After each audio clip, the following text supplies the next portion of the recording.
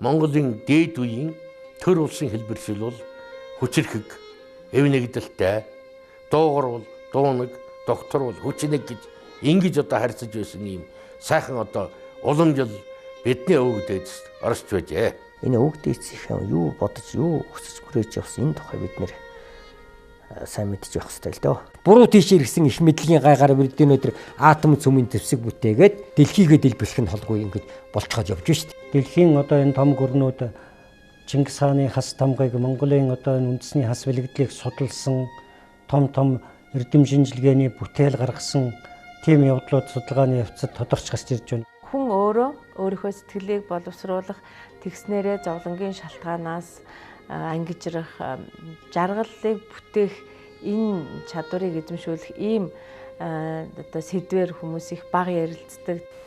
Амжилтанд хүрэхийн тулд бидэнд хувь ерөөл хэрэгтэй. Амжилтанд хүрэхийн тулд бидэнд буян хэрэгтэй гэдэг юм. Зөвхөн ном уншсан, зөвхөн одоо ямар нэгэн байдлаар боловсрол эзэмшсэн тийм хүн амжилтанд хүрдэг юм байна. Цөөхөн Монгол хүмүүс яаж нэгдэж хамтарч одоо энэ оюуны эрч хүч бүтээлч байдлаа өрнүүлж чадах уу гэдэг асуудал тулгамдж байна. Дасгал хөдөлгөөнийг дэвшүүлж хийж байгаа асуудал бол тун бага одоо ингэж 10 хэдэн хувь л одоо энийг эрхмэлж байгаа. Өндөр хөгжилтэй орны ард түмний бараг 70-80% нь одоо байнгын дасгал хөдөлгөөн хийдэг учраас энэ хүмүүсийн дундд наслалт 80-аас дээш одоо гараа явцсан. Одоо эцэг эхээс удамшиж авдаг ген байдаг боловч энэ одоо удамшиж авсан генээс илүү хамгийн хүчтэй одоо илүү хүүхдэд нөлөө үзүүлж байгаа зүйл нь эцэг эхийн хүүхдэд олгож байгаа тэр чадвар одоо эцэг эх багш нарын одоо хамтын энэ хүүхдэд өгч байгаа энэ өгдлүүд бол их чухал байдаг юм а гэдэг ийм дүгнэлтүүдийг бас одоо сүүлийн үед л хэлж гаргаж өгч байгаа юм байна. Манай Монгол үндэсний бүхий барилдаан болвол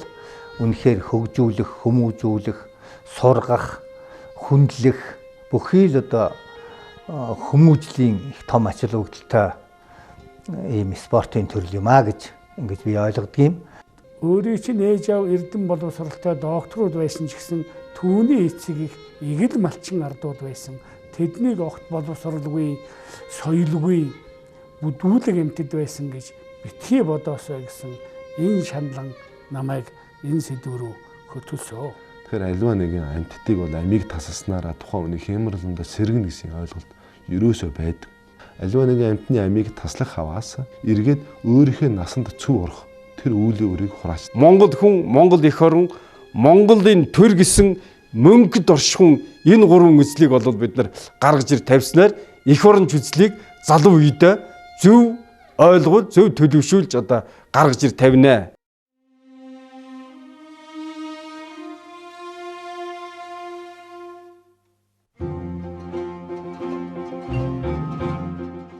За сайн байцгаана уу үзэгчдээ. Намайг Жамсан Жовын Лувсан Дорж гэдэг. Би хувь хүний хөгжлийн чиглэлээр ажилладаг байгаа. Тэгээд яруу сэтгэгч хувь хүний хөгжлийн нийгэмлэгийг үүсгэн байгуулж ажиллаж байна. Тэгээд хувь хүний хөгжлийн чиглэлээр ер нь залуучуудад зөвлөгөө өгөх, хүмүүсийг хөгжүүлэх, өсвөр үеийнхнийг хөгжүүлэх, за мөн байгууллагуудаар бас хувь хүний хөгжлийн чиглэлээр лекц сургалтууд зохион байгуулах, мөн одоо хүний хөгжлийн чиглэлээр бас ажилладаг байгууллагуудыг бид нэгдэж нийлж яруу сэтгэгч хүний хөгжлийн нэгдэл гэж бас нэгдэл байгууллага болж ажиллаж байгаа. Тэгээд өөрийн бас өнгөрсөн хугацаанд хүний хөгжлийн чиглэлээр хийжсэн ажлууд болон хувь хүнийхээ өөрийн дуршлага мөн уншиж судалж байсан мэдлэгээсээ залуучууд та бүхэнтэй хуваалцах зорилгоор энэ цуврал яриаг хүргэж байгаа. Тэгээд өнөөдрийн миний сэдэв бол өөрийгөө хөгжүүлэх аргачлал буюу одоо яг өөрийгөө хөгжүүлэх нь гэсэн сэдвийн хүрээнд бүгдээрээ ярилцъя. Тэгэхээр ер нь хүн хөгжинэ гэдэг ойлголт хүн гэж яг юу юм бэ? Эхлээд хүн гэдэг зүйлийг тодорхойлоод дараа нь хүн яаж хөгждөг юм бэ гэдэг зүйл рүүгээ орсон илүү зүрх бах зүйтэй суур зүйлээсээ эхлэе л да. Тэгэхээр хүн гэдгийг бол одоо би сэтгэл оюун ухааны нийлбэр гэдэг нийтлэг одоо хэлбэрээр ингээд хүнийг тодорхойлж байна л да. Тэгэхээр сүүлийн үеийн яг мэдээллийн шинжилгээ ухаанаараа бол хүнийг бол маш олон давхар одоо биетэй 7 давхар биетэй гэсэн одоо тийм судалгаанууд ч бас байна. Одоо сүнсч гэдэг юм уу, сүнслэг ухамсарын биеч гэдэг юм уу, өшөө цаашлаад илүү далд чанд руу ингээд хүнд олон давхарын биеуд байна. Хүний бүтэж байгаа тэр бүтцийн хувьд ярьж байна шүү дээ. Тэгэхээр зур хамгийн энгийнээр оюун ухаан, сүнс, бие гэдэг энэ гурван зүйлээс бүтсэн гэдэг нийтлэг энэ тодорхойлолтын үүднээс авч үзэх юм бол энэ гурвыг яаж хөгжүүлэх вэ гэдэг тухай ярина гэсэн үг л дээ. Хүний хөгжүүлэхээр. Тэгэхээр энэ гурав хөгжихийн тулд хөгжиж байгаа тэр процесс одоо үйл явцыг ингээд харах юм бол ямар нэгэн мэдээллүүдээр дамжиж 5 метрхүүгээр дамжиж байгаа мэдээллүүдээр дамжиж хүн хөгжиж байгаа. Хүн өөрчлөгдөж байгаа гэсэн үг. Жишээлбэл хүн одоо анхны үүсэж байгаа мэдээлэл мэдээж аав ээжээс өгж байгаа тэр ДНК байж байгаа. Тэгээ дараа нь хүн болох одоо бүрэлдэх явц дүртэл хүнд ямар нэгэн мэдээллүүд тал талаас нь ирж байгаа шүү дээ. Жишээлбэл эхийн хөвлөд байхдаа айж зочих ч юм уу тийм ээ. Тэгсэн бол ирээдүйд том болсон өнөө тэр хүн амьхаа зочимхой хүн болох жишээтэй ч юм уу. Тэгэхээр тэр дуу чимээгээр дамжиж ирсэн мэдээлэл тэр хүнд нөлөөлсөн байна гэсэн үг. За магадгүй эхээс төрснийхаа дараа хүн сайхан зөөлөн бүүвэн донд одоо өссөн хүн бол мэдрэмжийн юм сэргэг ямар нэгэн зүйлээс одоо сайн талыг олж харах ч юм уу тийм альва зүйлд уян зөөлөн тэр сайхан ухаанаар шийдэх гэдэг ч юм уу ийм зан чанар төлөвшөх жишээтэй. За магадгүй жоохон өсөөд ирэхээр нэг ой гарантай болоод ирэхээр хүүхдүүд насар их хурдан хөдөлгөөнтэй болж тийм ээ юм болгоныг ингэж авч сүйтгэж сонирхдаг тийм тэр үед нь эцэг эхчүүд бид нар хүүхдийг юм болгоноос хориглож чи цаашаа бай чи хоошоо бай чи битгий хүр болохгүй чадахгүй ингээл хориглосон байдаг. Баян тийм мэдээллийг хүүхдэд өгөөд харах хүүхд том болохоор нэг итгэхгүй нэг шин юмыг тийм нэг сонирхож хүлээж авдаггүй өөртөө итгэлгүй нэг тийм хандлага хүн төлөвшдөг байх жишээтэй. Тэгэхээр хүнд тэр нөлөөлж байгаа нөлөөллүүд хүний бие сэтгэл оюун ухаанд ингэж тодорхой тийм уул мөр дадал зуршлуудыг үлдээх замаар хүний хөгжил гэдэг зүйл бий болждаг. Тэгэхээр мэдээж би энэ нэвтрүүлгээ залуучуудад илүү зориулж байгаа учраас тэгэхээр залуучууд ч гэлтдэггүй бид нар заавал залуучууд гэдэг ямар нэг нийгмээс салгацсан нэг хэсэг бүлэг байгаа биш тийм ээ. Нийгэм бүхэлдээ нэг систем учраас мэдээж энэ хүн болгон сонирхож өөрийгөө хөгжүүлэх гэдэг ойлголтын талаар сонирхч хүн болгон мэдээж өнөөдрийн мэдлэгийг сонсоорой гэж хэлмээр байна. Тэгэхээр ер нь тэгвэл ямар мэдээллүүдийг хүнд өгвөл ер нь сайн хөгждөг юм бэ? Зөв хүн болж хөгждөг юм бэ? Тодорхой хэмжээний одоо бидний нэг эдэр насаа өнгөрөөгөөд одоо залуучууд маань ямар мэдээллийг авах вэ гэдэг нь сонголтын дээрээ эртсэн үед бол бид нар өөрийнхөө хөгжүүлэх үедээ мэдээллүүдийг одоо авах ёстой гэдэг тийм зарчимтай гэсэн үг. Тэгэхээр хүн өөрөө тэгвэл мэдээллийн амтан буюу мэдээллээр л бүтдэг юм байна гэдгийг бол нэлээд тодорхойлж эхэлж байна л да. Ер нь хүний одоо өвчин ч гэсэн тийм ээ үүсэж байгаа өвчин ч гэсэн ямар нэгэн мэдээллийн шин чанартай. Мэдээлэл гэдгийг өөрөө зүгээр бид нар хэвлэл мэдээлэлээ сонсож байгаа тэр мэдээлэл гэж тэрнээс өргөн хүрээгээр ойлгох хэрэгтэй байгаа юм л да. Өдөр тутамд тохиолдож байгаа, харагдаж байгаа, сонсогдож байгаа 5 метрхүүгээр дамжиж байгаа, бүр 5 битгий 6 дахь метрхүүгээр зүн суунгаар дамжиж байгаа тэр бүх зүйлүүд бол мэдээлэл. Тэгэхээр хүний зан чанар одоо ямар хүн байх вэ гэдэг зан чанар, хүний оюун ухаан сэтгэлгээ мөн одоо хүний тэр мэдрэх сэтгэл энэ бүхэн тэр эргэн тойрны хүрээл мөн одоо амьдралаас авсан тэр мэдээллүүдээс бүрэлдэн тогтож байна. Бүрэлдэн тогтож байна. Тэгэхээр жишээлбэл биеийг эрүүл чирэг болгох тийм ээ дасгал хөдөлгөөн өдөр тутамдаа хүн өөртөө хэрэгтэй дасгал хөдөлгөөнүүдийг хийгээд байх тусам тэр мэдээллүүдийг өгж гин гэсэн үг тийм үү. Булчин шөрмөс эд эстэй тэр зөв дасгал хөдөлгөөнөөр дамжуулж мэдээллийг өгөхөд хүн эрүүлж хэрэг би балдартай болж эхэлж байна тийм үү. Мөн хүний сэтгэлгээг олон талаас нь дасгалжуулаад одоо олон төрлийн бодлогуудаар, олон төрлийн сорилуудаар хүний сэтгэлгээг дасгалжуулаад олон бүтээлч одоо үйл ажиллагаануудыг хийлгэх замаар тийм ээ. Хүнийг заавал хичээл сургалтын аргаар биш монголчууд бол хүүхдийг дагуулах замаар тийм ээ. 13 наснаас хойш одоо төвшмөл мэт дагуул гэж монголчууд ярьдаг байсан. Тэгэхээр аливаа нэг үйлд дагуулж, дадуулах замаар хамтдаа тухайн үйлийг хийх замаар тухайн хүний сэтгэлгээг задлж уул усанд дагуулж явах замаар одоо байгаль орчинтой танилцуулдаг. Гол усаа хайрладаг болгодог. Энэ бүхэн бол хүний тэр оюун ухаан, сэтгэлийн давхар хөгжүүлж өгч байгаа. Сэтгэлийг. Тэгэхээр хүн байгаль дээр үр хүүхдээ дагуулад, байгалыг тайлбарлаад, тэр байгалийн гоо сайхныг, тэр амьтны хөөрхөн инхрийг нь хүнд ойлгуулах, мэдээлэл өгөх тусам хүний нөгөө сэтгэл зүрх хөгжинэ гэсэн үг. Тийм хүн мэдээж амьтныг мэдээж алахгүй, тийм ээ. За мөн дээр нь нэмээд хүнийг тэр соёлоор, урлаг соёлоор хөгжим сайхан намуухан их шиг аялгау сонгодог.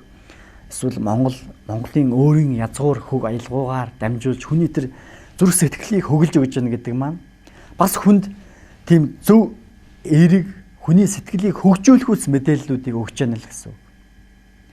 Энэ бүхний эсрэг хийж байгаа эсрэг мэдээллүүд бол хүнийг улам хүч чадалгүй, хөгжилгүй, сул дорой болгодог л гэсэн санаа.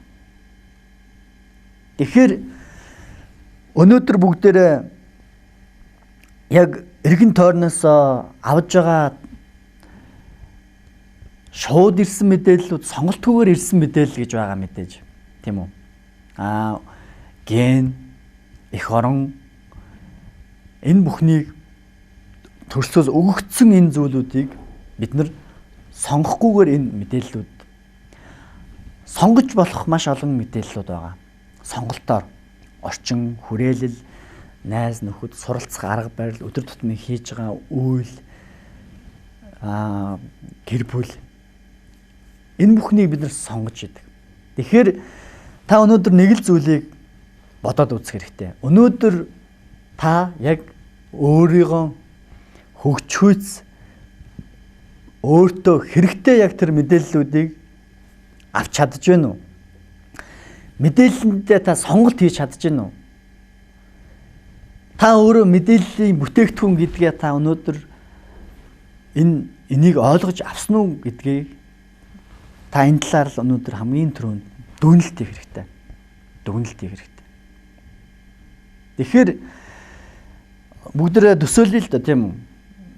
Өглөө сэрэл сэрэнгүүл ингээл хажууд эцэг их ч юм уу ингээл нэг бухимдсан орчинд тийм ээ. Одоо яаж амьдралаа залгуулнаач гэдэг юм уу? Яаж нэг автобусны мөнгөтэй болнооч гэдэг юм уу? Нэг ийм сөрөг бухимдсан, гутарсан мэдээллийг ингээл аваад за гудамжинд гарлаа гэж бодъё тийм. Тэгэхээр ингээл бас л түгжрэл, бухимдал тэгэл осол аваар гэж бас л ингээл бухимдсан сөрөг ийм мэдээллүүд эргэн тойронд хүрээлж идэг. За ажил дээр ирэхээр магадгүй одоо юу ч үдгийг тэнд нэг тодорхой нэг хүмүүстэй ойлголцохгүйгаас болоод ч гэдэг юм уу. Тэгэл цаашлах юм бол тэгэл нэг хоол өдөртөө нөгөө ямар хоол унд идэж байгаа л тэр хоол хүртэл одоо мэдээлэл шүү дээ. Тэгэхээр за ороо ирээл нөгөө нэг телевизээр хасаагаал тэндээс чинь ямар мэдээллүүд та авч байгаа лээ. Тэгэхээр сонгож болох мэдээллүүдийг та ямар ч эмх зэгцгүүгээр ямар ч төлөвлөгөөгүйгээр тийм ээ. Ингээл таарсан бүхнийг өөртөө мэдээллийг ингээл жихээл 5 метрхүүгээр ингээл аваад байна гэдэг маань та яг хэн болж хуурах вэ те? Та яг хөгжиж чадах уу? Тэгэхээр яг хөгжил гэдэг яг хүний хөгжил гэдэг өөрийгөө хөгжүүлэх гэдэг энэ ойлголтыг бүгдээрээ маш энгийн хийж чадах зүйлсээсээ л эхлэе гэж байгаа. Энгийн та өөрөө хийж чадах зүйлсээсээ. Тэрнээс биш Бидэнд хүний хөгжлийн мөнгө гэж тараагаал эсвэл бидний амьдралыг хэн нэгэн сайхан болохыг хүлээгээл бүх хүмүүсийг төр засаг ажилтай болгоно гээл тэрийг ажилтай болгохыг хүлээгээл эсвэл одоо уулуурхаагаа ухаад биднэрт хүн болгонд асар их мөнгөтэй болоод бид нар гинт маргааш бүх монголчууд баян болчих юм шиг ингээл хүлээгээл хэн нэгэн ирээд хэн нэгэн бурхан ч юм уу хэн нэгэн удирдагч хэн нэгэн улс төрч тийм ээ бидний өмнөөс амьдралын маань өөрчилж биднийг хөгжүүлж өгнө таныг өөрийн чинь хүчрхэг хүн болгож өгнө гэж энэ бол маш одоо өрөөсгөл боломжгүй зүйл юм аа. Тэгэхээр тухайн улс орон удирдлага төр гэдэг бол тухайн хүнд хөгжих тэр боломжийн л сонголтын л нээж өгөх хэрэгтэй. Тэгэхээр ер нь яг хүний хөгжлийн олон улсын тодорхойлолт нь бол ер нь л нөгөө хүний хөгжлийн олон улсын тодорхойлолт нь бол хүний хөгжил гэдгийг хүний сонголтыг л нэмэгдүүлэх тэрийг л ер нь хүний хөгжил гинэ гэж тодорхойлж байгаа л да. Гэхдээ зүгээр ер нь бол бид нар өөрийнхөө хэн нэгэн ирээд хөгжүүлэх өөрийнхөө тэр ур чадвар хөгжөөгүй байгаа байдлыг хэн нэгэн рүү жихнэ гэдэг бол энэ бол асар ядуу сэтгэлгээ л дээ. Тийм учраас өөрийгөө хөгжүүлэх, өөрийгөө нээх, өөрийгөө чадварлаг болгох гэдэг энэ бүх боломжийг өөртөө нээх хэрэгтэй. Өөрийгөө хөгжүүлэх тэр арга барилыг өөртөө бий болгох хэрэгтэй.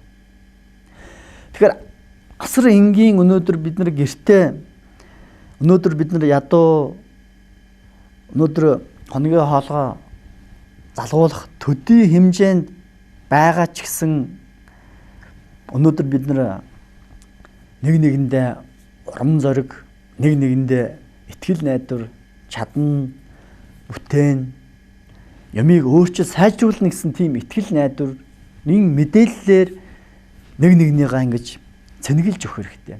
Зүгээр бүгдээ гэр бүлээсээ л жижиг ингээд дулгаа тойроо суусан энэ ам бүлээсээ л бүгдээ эхэлцгээе л да. Өнөөдөр бүгдээ нэг нэгнийгаа гэр бүл дотроо дэмждэг, нэг нэгнийхээ сайхан санааг урамшуулдаг тийм. Нэг нэгнийгаа за чиний амьдралыг сайхан болгоно гэж юу байдгийг, чиний тэгнэ гэсэн юу байдгийг гэдэг энэ сөрөг зүйлүүд чинь л биднийг улам хүчгүй, улам өвчин зовлондоо баригдсан, улам сөрөг, улам ийм бүтээмжгүй амьдралыг улам уруу дорой болгоод байгаа. Тийм учраас өнөөдөр бүгдээрээ гэр бүл доторх мэдээллийнхэн тийм ээ нэг нэгнийгаа дайрсан нэг нэгнийхээ юу гэдгийг сөрөгт муу талыг олж харахаас илүүтэйгээр нэг нэгнийхээ сайн талыг өнгөлж зүлгэж нэг нэгэндээ сайн сайхан зүйлийг хэлж ярьж бэлгээрээ тийм ээ энэ үйлийг хийхээс л эхлэе. Тэгээд өөрийнхөө хүрээллийг бид нар өөрчлөе. Өөрийнхөө мэдээлэл авдаг тэр хүрээллийг тийм ээ үргэлж нэг хамт ингээл нэг уулзахаараа нэг гутарсан, гунсан болсон болоогүй юм ярьдаг. Тэгээл нэг ганц юм хувааж уудаг ч юм уу тийм ингээл нэг юм нэг хэвийн нэг тойрон хүрээлэгчд тэгээд болоогүй тэд нар айгүй л найз гэгддэг хүмүүс дунд нь хүртэл явж лаа байхгүй. Тэгэхээр үнэхээр танд урам зориг таныг дэмжиж өгдөг тийм ээ таны хүсэл мөрөөдлийг хамтдаа туулж чадах тийм хүн л таны найз байж чадна. Тэрнээс хойш таныг доош нь чангаадаг тий өнөөдөр нэг өөрийгөө өөрчлөөд нэг тамхи татдаг байсан бол нэг өнөөдөр тамхи татахгүй байх юмсан тий нэг 100 татдаг байсан бол нэг 100 татахгүй байх юмсан эсвэл нэг ажилдаа үргэлж хоцордог байсан бол өнөөдөр ажилдаа нэг ихтгэлтэй урам зоригтой ингээд ирэхэд чи нэг хизээ юм болцъё ч гэдэг юм уу тий чи хизээ ийм байсан гэдэг тэр хандлагаар тэгж хандж байгаа хүмүүс бол хизээш найз нөхдүүд биш ээ таныг үргэлж доош нь чангааж идэг уруудвал дороотуулж идэг тийм л сөрөг хүчин байдаг. Тийм учраас бид нар өөрсдийнхөө сонголж байгаа энэ орчин хүрээлж байгаа хүмүүс нөрлөж байгаа хүмүүстэй хүртэл бид нар цензур сонголтыг зөв хийх хэрэгтэй юм аа. салах ёстой хүмүүсийг зоригтой баяртай гэж хэлж чадах тийм ээ. Тийм итгэлтэй, тийм урам зориг өөртөө итгэх, өөрийнхөө амьдралыг өөрөө мэдэх хэн нэгнээр бид нар өөрийнхөө өмнөөс шийдвэрүүдийг гаргуулж тийм ээ. Тэгэх тусам бид нар улам хөгжиж чадахгүй болоод байгаамаа. Тэгэхээр тойрон хүрээлэгч хамт олон тийм ээ ажил дээр ч гэсэн ингээл ховж яриад ингээл нэгэн тэнд очиж нэгнийгаа муулаад тий муулна гэдэг чинь муухай юмар л өөрөөсөө цэнгэлж өөрийгөө муухай юмар л дүргэж гин гэсэн үг шүү дээ. Муухай юм ярьлаа гэд таны гэр бүл танаа хамт олонд улс оронд ямар ч ашиг нэмэр хөв байхгүй. За уншиж байгаа мэдээллүүдээ хараад үз тийм ээ. Өдөр тутам ингээл сошиал нэтворкээр хэвлэл мэдээлэл сэтгүүл сонин юу уншиж чинь та? Юу тарихт толгойроо ямар мэдээллийг оруулж байна? Тэгэл болсон болоогүй ховж бүтэхгүй улс төр тэгэл ингээл тулах тойрсон нэг ингээл яриануудаар уншаал тэрийг ингээл хэдэн цагаа урайл ингээл одоо тэр ховж өвөндөө бүр ингээд автаад амьдралынхаа үнэтэй цаг хугацааг үржээ гэдэг маань та өөрийнхөө хөгжүүлэх биш улам та өөрийгөө дороотуулж байна. Сэтгэлгээгээ улам ядууруулж байна. Өөрийнхөө тэр сайхан сэтгэл сүнсийг улам муухай ядуу болгож байна л гэсэн санаа. Хордуулж байна л гэсэн санаа. Тийм болохоор хамгийн ихний хүний хөгжил та өөрийгөө хөгжүүлэе гэж бодож байгаа бол энэ өөрийнхөө авж байгаа мэдээлэл өдөр тутам авж байгаа оюун ухаандаа болон бие эрхтэндээ сэтгэл сүнсэндээ авж байгаа энэ мэдээллүүдийг л та өөрчлөх хэрэгтэй гэсэн үг. Өөрчлөх хэрэгтэй. Тэгжээж та хөгжиж эхэлнэ. Тэгжээж та өөрчлөгдөж эхэлнэ. Тэгэхгүйгээр зүгээр яг л нөгөө бах байдгаараа тийм ээ. Нөгөө л нэг иддэг хоолоо идэл зөв буруу ч юм уу бүүмэд те авдаг мэдээлэл аваад хэрэгтэй хэрэггүй ч юм уу бүүмэд тэр болгон дээр та дүгнэлт хийхгүй сонголт хийхгүйгээр зүгээр л ирсэн бүх юмыг тохиолдсон таарлцсан бүх юмыг та өөрлөгөө авна гэдэг маань та өөрөө хогийн тантантай адилхан хогийн савтай адилхан болж байна л гэсэн үг. Бид нар хогийн сав биш шүү дээ. Хогийн сав биш. Бид нар оюун ухаанд сэтгэлийн тэнхээд тийм ээ амьдрал тодорхой хийх утга учиртайгаар зорилготойгоор ирсэн хүн шүү дээ. Тийм учраас та өдөр тутмынхаа энэ авж байгаа хүрээлэл жишээлбэл та сэтгэлээ ямар мэдээллээр та тижээж гэнэ үү гэдгийг хүртэл та бодох хэрэгтэй шүү дээ. Өнөөдөр та өөрийнхөө сэтгэлийг юугаар тижээдэг? Сэтгэлийг чинь тойрон хүрээлж байгаа таны авж байгаа тэр мэдээллүүд таны сэтгэлийг тижээж чадж гэнэ үгүй юу? Зүг зүйлээ тавж гэнэ үгүй юу? Тэгэхээр хэрвээ хангалтгүй гэж та санагдж байгаа бол тийм ээ таны яг хүсч мөрөөдөж байгаа зүйл чинь авж байгаа, уншиж байгаа, судалж байгаа тэр зүйлүүд мэдээлэл чинь танд хэрэггүй л байгаа бол та түүнийг өнөөдөр орхиоч. Түүнийг та хаяач тийм үү? Хэрэггүй зүйлийг өнөөдөр бүгдээрээ амьдралаасаа баяртай гэж хэлээ л да. Хэрэггүй хогийг бид нар гэрээсээ гаргаад хайдаг шиг тарих толгооруугаа сэтгэл зүрх рүүгээ бие эрхтэн рүүгээ хэрэггүй зүйлүүдийг бид нар чихээд сэтгэл хүртэл өнөөдөр гомдлын хорт авдар гэдэг хүртэл онш гарч ирж шít. Нэг нэгэндээ гомдоол муухай юмыг яриад муухай юмыг санаал тэр чин танд мэдээлэл болж хуримтлагдаал хорт авдар дотроо ингээл эд эсүүд чинь яг л дотор ингээл гомдол. Тэгэхээр хүн өөрийнхөө бие эрхтнийг ч гэсэн хайрлан дасгал хийн өөрийнхөө биед ядаж толгоогоо өдөрт нэг илчдэг тийм ээ. Нүрээ илчдэг, гараа нэг барьчдаг тийм ээ. Бие барьчдаг байна гэдэг чинь хүн өөрийнхөө биед л гой мэдээллийг өөрийгөө л зөв мэдээлэлээр тэтгэж ял гэсэн үг шүү дээ. Хүмүүстэй сайн сайхан үгийг яриад нэг нэгэндээ урам зориг хайрлна гэдэг нэг нэгнийхээ оюун санаанд итгэж гэнэ гэсэн зөв мэдээллийг л өгж гэнэ гэсэн үг шүү дээ. Өнөөдөр бид нар сайн сайхан өөртөөхөө язгуур сайхан их шиг аялгау, дуу хуур, тийм ээ? Сайхан өөрсдийн шүлэг, ном, зохиолыг уншина, сургаал, өвөг дээдсийн сургаал номыг уншина гэдэг өөртөөхөө оюун санаа, сэтгэл зүрхийг л мэдээллээр хөгжүүлж гэнэ гэсэн үг шүү дээ. Тийм болохоор хөгжил өөрөө өөрийгөө хөгжүүлнэ гэдэг бол тийм хүнд хэцүү хөдөлмөр биш юм аа. Тэгэхээр эхлээд бид нар зөв мэдээллийг авдаг болчихъя. Ер нь энэ би эргэтэн чинь юугаар тэжээд тэтгэгдэж байгаа юм бэ гэдэг өөрийгөө эхлээд би эргэтнээ бид нар ойлгох хэрэгтэй. Сэтгэл зүрхээ ойлгох хэрэгтэй. Юу хүсэж байгааг нь ойлгох хэрэгтэй. Юу хэрэгтэйг нь тодорхойлох хэрэгтэй.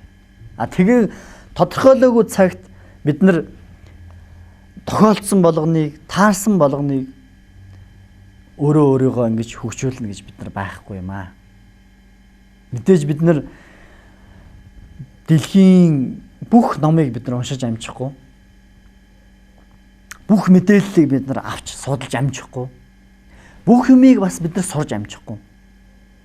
Тэгэхээр хамгийн гол хүний өгөгдсөн гол тэр зүйл дээр тулгуурлаж тийм үү? Яг өөрийнхөө хийх ёстой зүйлийг тойрч түүндээ хэрэгтэй мэдээллүүдээр өөрийгөө цэнэглэх ёстой.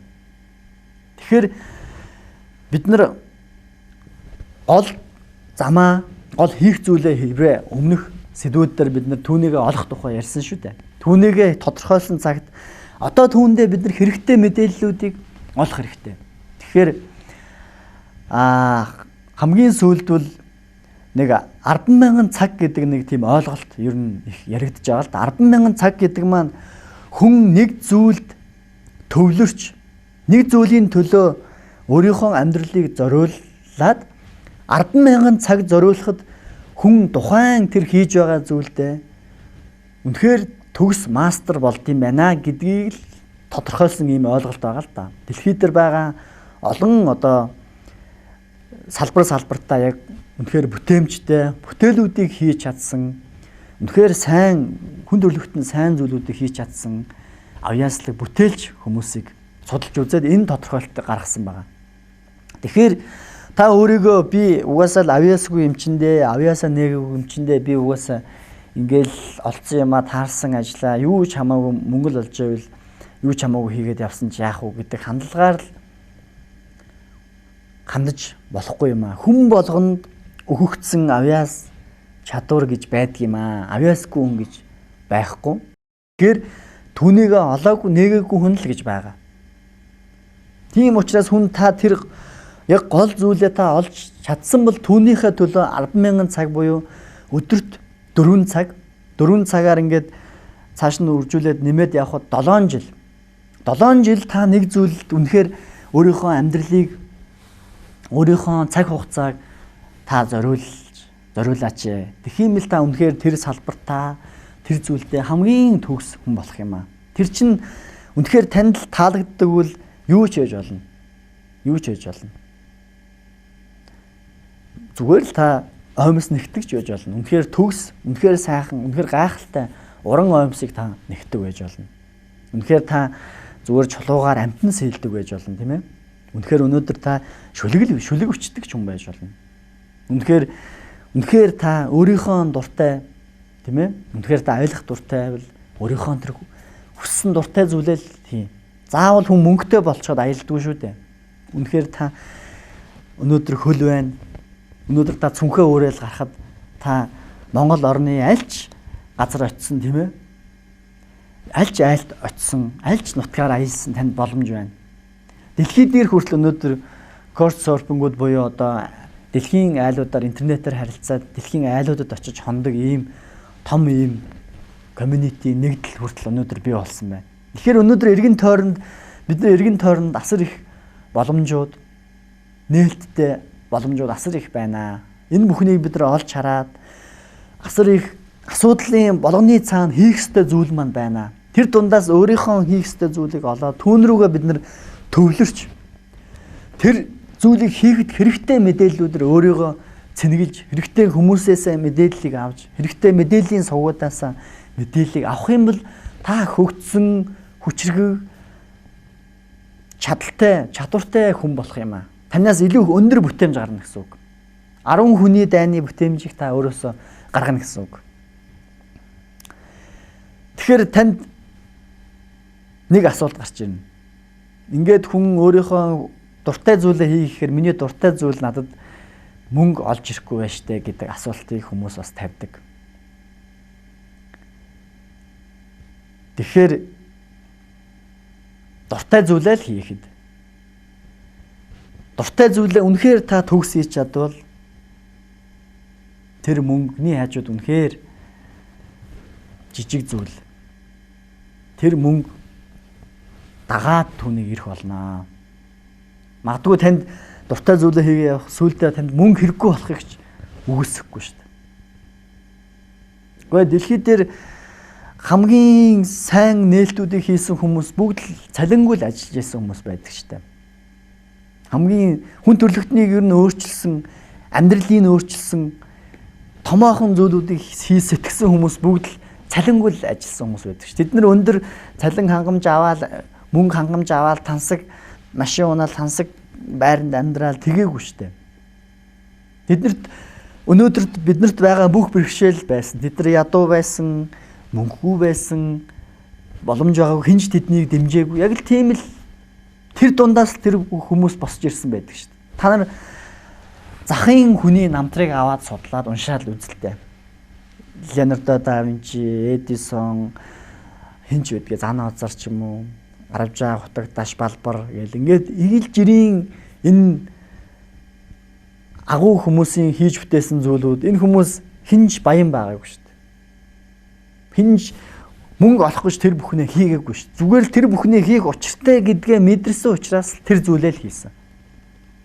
Би энэний төлөө амьдрна гэж шийдсэн учраас л тэр зүйлээ л хийсэн. Тэр амьдрал нь тухайн хүмүүст утга учиртай байсан, аз жаргалыг өгсөн, хайрыг өгсөн. Тухайн улс орондоо тэд нар сайн сайхныг бүтээж үлдээж чадсан, өвийг үлдээж чадсан.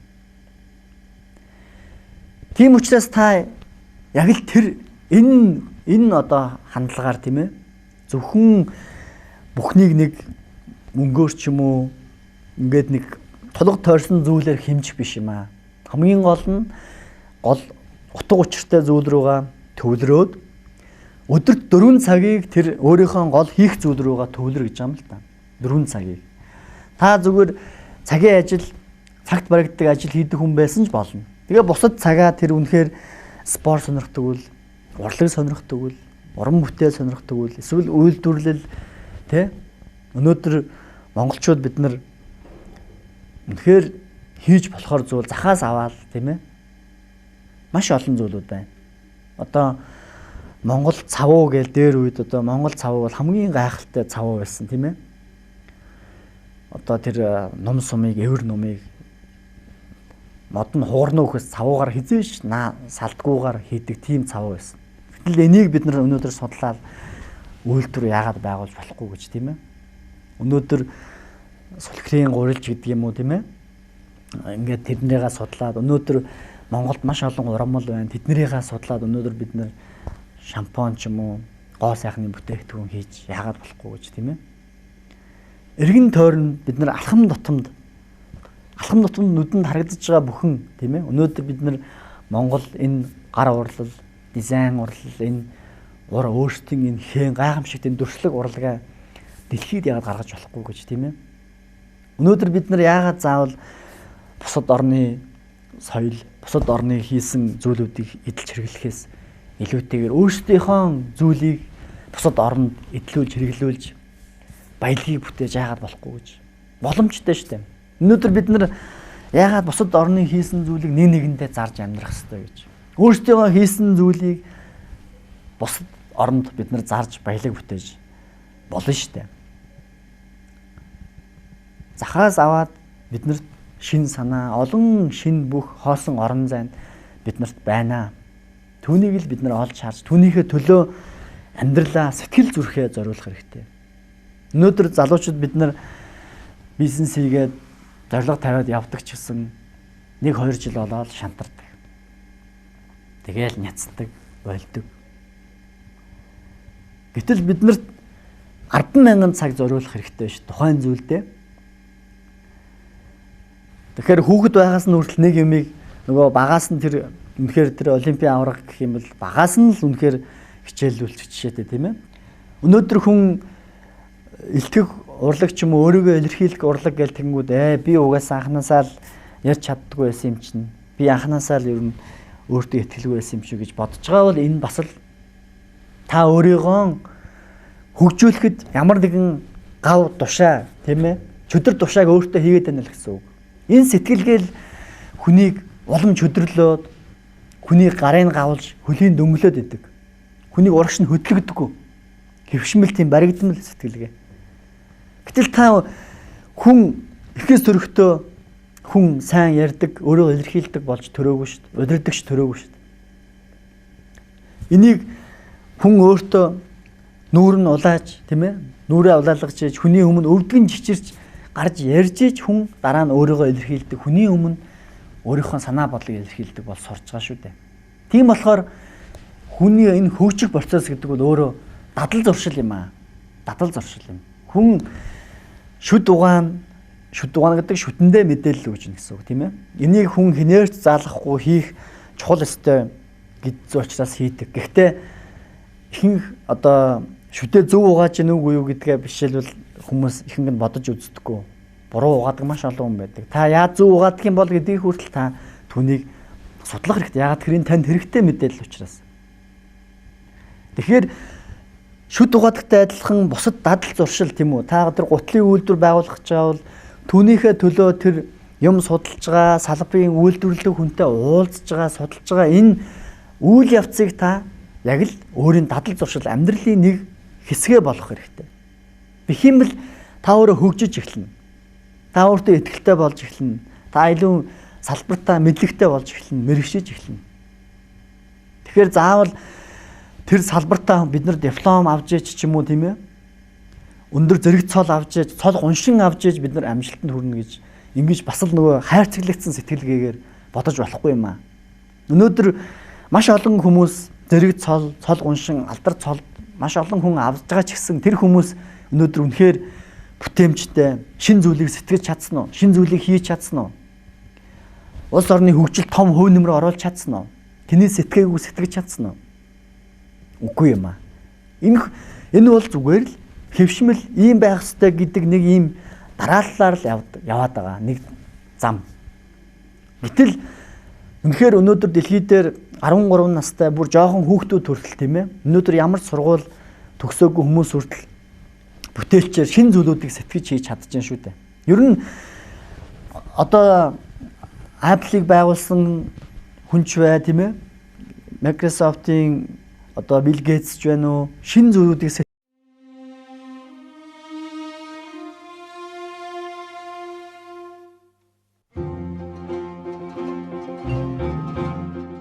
Монголын дээд үеийн төр улсын хэлбэршил бол хүчирхэг, эв нэгдэлтэй, дуугарвал, дуунаг, докторвол, хүчнэг гэж ингэж одоо харьцаж байсан юм сайхан одоо уламжил бидний өвгдөд оршиж байжээ. Энэ өвгдөөцийн юу бодож, юу хүсэж хүрээж явсан энэ тухай бид нэр сайн мэдж явах хэрэгтэй л дөө. Буруу тийш иргсэн их мэдлэгийн гайгаар бидний өдөр атом цөмийн төвсөг бүтээгээд дэлхийгээ дэлбэлэх нь холгүй ингэж болцоход явж шít. Дэлхийн одоо энэ том гүрнүүд Чингис хааны хас тамгыг Монголын одоо энэ үндэсний хас бэлгэдлийг судалсан том эрдэм шинжилгээний бүтээл гаргасан тийм явдлууд судалгааны явцад тодорч гарч ирж байна. Хүн өөрөө өөрийнхөө сэтгэлийг боловсруулах тэгснээрээ зовлонгийн шалтгаанаас ангижрах, жаргалыг бүтээх энэ чадварыг эзэмшүүлэх ийм одоо сэдвэр хүмүүс их бага ярилцдаг. Амжилтанд хүрэхийн тулд бидэнд хувь ерөөл хэрэгтэй. Амжилтанд хүрэхийн тулд бидэнд буян хэрэгтэй гэдэг юм. Зөвхөн ном уншсан, зөвхөн одоо ямар нэгэн байдлаар боловсрол эзэмшсэн тийм хүн амжилтанд хүрдэг юм байна. Цөөхөн Монгол хүмүүс яаж нэгдэж хамтарч одоо энэ оюуны эрч хүч бүтээлч байдлаа өрнүүлж чадах уу гэдэг асуудал тулгамдж байна. Дасгал хөдөлгөөнийг дэвшилж хийж байгаа асуудал бол тун бага одоо ингэж 10 хэдэн хувийн л одоо энийг эрхмэлж байгаа. Өндөр хөгжилтэй орны ард түмний бараг 70-80% нь одоо байнгын дасгал хөдөлгөөн хийдэг учраас энэ хүмүүсийн дундтнаас наслалт 80-аас дээш одоо гараа явцсан. Одоо эцэг эхээс удамшиж авдаг ген байдаг боловч энэ одоо удамшиж авсан генээс илүү хамгийн хүчтэй одоо илүү хүүхдэд нөлөө үзүүлж байгаа зүйл нь эцэг эхийн хүүхдэд олгож байгаа тэр чадвар одоо эцэг эх багш нарын одоо хамтын энэ хүүхдэд өгч байгаа энэ өгдлүүд бол их чухал байдаг юм а гэдэг ийм дүгнэлтүүдийг бас одоо сүүлийн үед л хэлж гаргаж өгч байгаа юм байна. Манай Монгол үндэсний бүхий барилдаан болвол үнэхээр хөгжүүлэх, хүмүүжүүлэх, сургах, хүндлэх бүхий л одоо хүмүүжлийн их том ач холбогдолтой ийм спортын төрөл юм а гэж ингэж би ойлгодог юм. Өөрийн чинь ээж аав эрдэм боловсралтай докторууд байсан ч гэсэн түүний эцэг их игэл малчин ардууд байсан. Тэднийг огт боловсралгүй, соёлгүй бүдүүлэг эмтэд байсан гэж битгий бодоосоо гэсэн энэ шаналн намайг энэ сэдв рүү хөтөлсөө. Тэгэхээр аливаа нэгэн амьтдыг бол амийг тасалснараа тухайн үний хямралндаа сэргэнэ гэсэн ойлголт ерөөсөө байдаг. Аливаа нэгэн амьтны амийг таслах хаваас эргээд өөрийнхөө насанд цөв урах тэр үүлийн өрийг хурааж. Монгол хүн, Монгол эх орон, Монголын төр гэсэн мөнгөд оршихуун энэ гурван үзлийг бол бид нар гаргаж ир тавьснаар эх орон үзлийг залуу үедээ зөв ойлгуул, зөв төлөвшүүлж одоо гаргаж ир тавина.